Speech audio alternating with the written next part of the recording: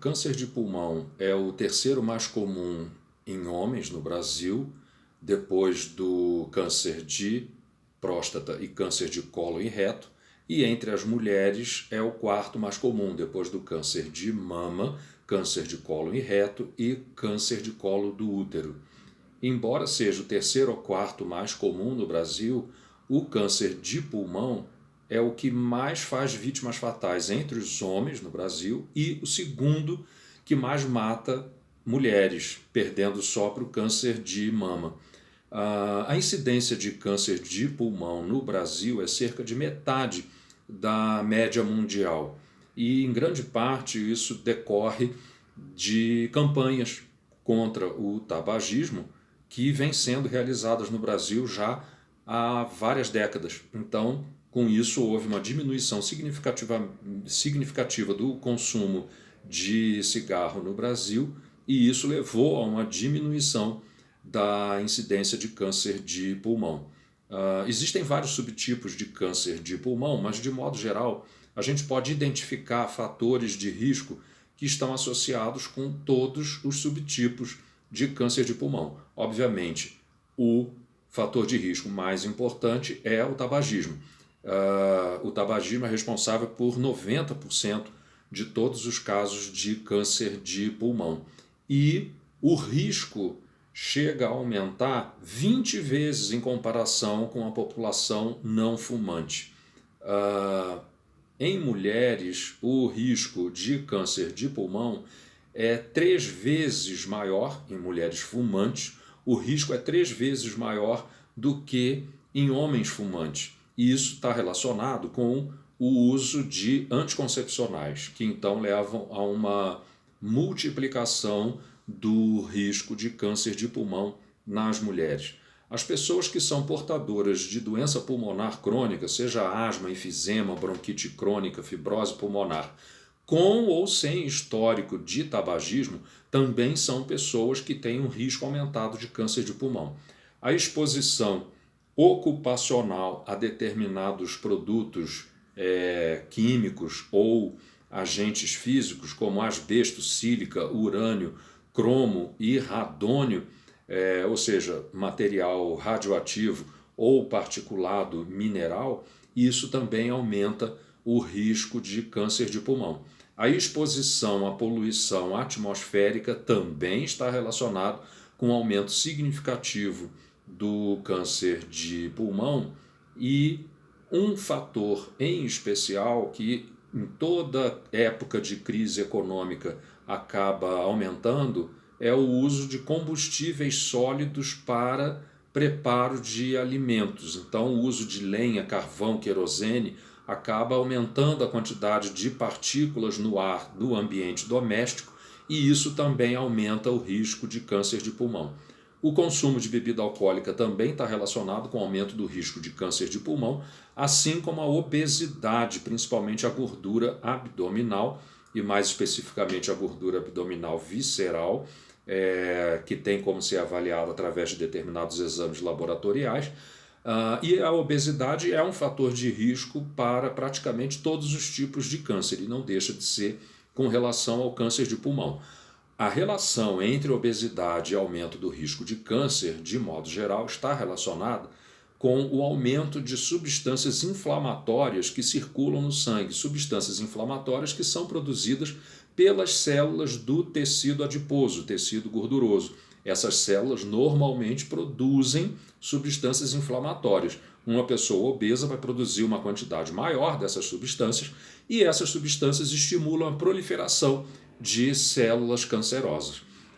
O consumo de carnes vermelhas e de ferro ligado ao grupamento M, grupamento M é uma molécula que existe nas carnes dos animais e existe numa quantidade maior na carne vermelha. Então as carnes brancas têm uma quantidade menor de ferro ligado a esse tal grupamento M. Então, consumo de carne, principalmente carne vermelha, que tem uma quantidade maior de ferro, está relacionado com o aumento do risco de câncer de pulmão.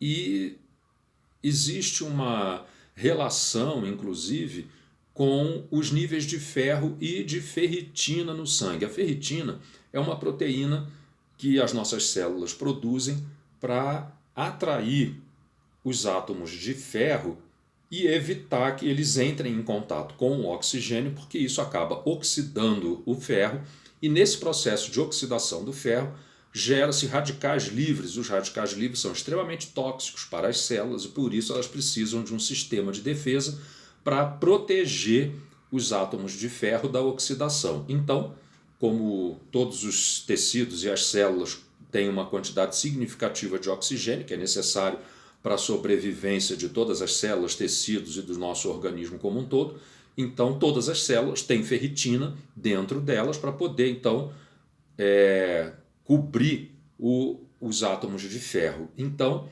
uma parte das moléculas de ferritina escapa de dentro das células e cai na corrente sanguínea. Então, a gente tem como medir a ferritina no sangue e níveis de ferritina acima de 300 nanogramas por decilitro estão relacionados com aumento do risco de câncer de pulmão. Mas também os níveis de ferro no sangue, que também podem ser medidos, estão relacionados com o aumento do risco. No caso do ferro, acima de 150 microgramas por decilitro, já existe um aumento do risco. Lógico, tanto para a ferritina, corrigindo acima de 300 nanogramas por ml de ferritina, aumenta o risco. E quanto maior o nível de ferritina, maior é o risco. E para o ferro no sangue, acima de 150 microgramas por decilitro, aumenta o risco. Quanto maior o nível de ferro, maior o risco. E não é raro a gente encontrar entre pessoas, e de modo geral são pessoas que consomem carne com bastante frequência, níveis de ferritina muito acima de 300. Então é necessário ter essa consciência quando a gente avalia os níveis de ferro e ferritina no paciente, especialmente se for um paciente tabagista e mais ainda se for obeso. Isso está relacionado com um aumento muito grande do risco de câncer de pulmão. Então essas pessoas podem ser submetidas a exames de rastreamento através de tomografia, um tipo de tomografia especial feito no tórax e que consegue detectar de modo geral precocemente o câncer de pulmão.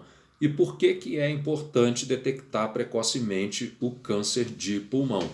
Quando o câncer de pulmão é detectado precocemente, cerca de 50% dos pacientes conseguem sobreviver por 5 anos ou mais.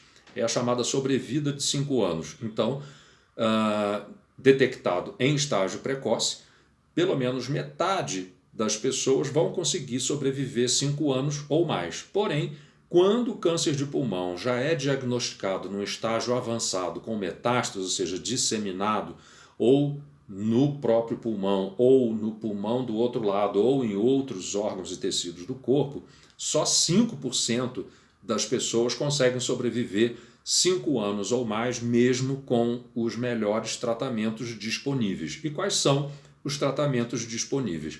Sempre que possível, como para todos os cânceres que são sólidos, ao contrário das leucemias, né, que são um tipo de câncer que as células tumorais circulam no sangue, mas então os tumores sólidos, eles devem ser tratados preferencialmente com cirurgia sempre que possível. Às vezes não é possível por uma série de fatores, comorbidades do paciente, então o estado geral do paciente pode ser muito delicado e ele pode não ter condições de ser submetido a uma cirurgia para o tratamento do câncer, ou outras vezes por invasão local, uma série de outros fatores. O fato é que sempre que possível deve ser feito o tratamento cirúrgico. No caso de haver metástase, de modo geral não é possível o tratamento cirúrgico, a não ser que seja uma metástase única. Então existe um foco principal do tumor e um foco secundário, e isso então pode significar uma certa chance ainda de cura quando é feita a remoção do tumor primário e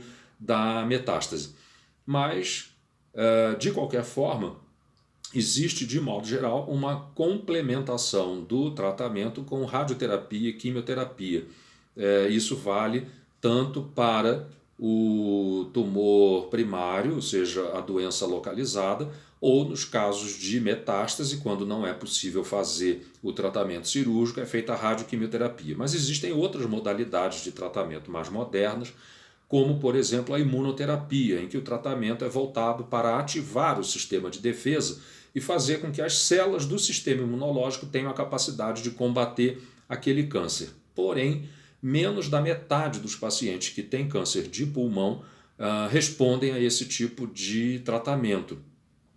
Uma outra possibilidade é o uso de um tratamento que faz parte daquilo que se chama de terapia direcionada, que é voltada para inativar um tipo de proteína que as nossas células têm, mas o câncer de pulmão pode ter numa quantidade muito maior, e é uma proteína que estimula muito a proliferação da célula. No caso do câncer de pulmão, é possível haver a mutação dessa proteína, que é o receptor de fator de crescimento epidérmico. Então, essa proteína, quando sofre mutação no câncer de pulmão, é possível usar um tratamento específico para inativar essa proteína mutante.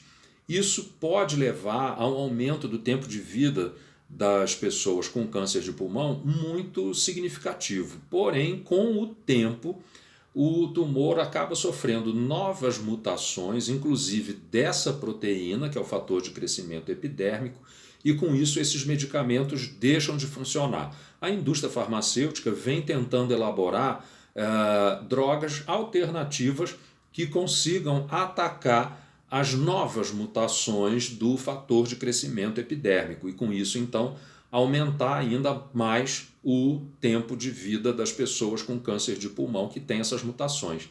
Mas menos de 30% das pessoas com câncer de pulmão têm mutação nessa proteína. Então esse também não é um recurso que pode ser usado em todos os pacientes. É preciso analisar, verificar se o paciente tem ou não essa mutação.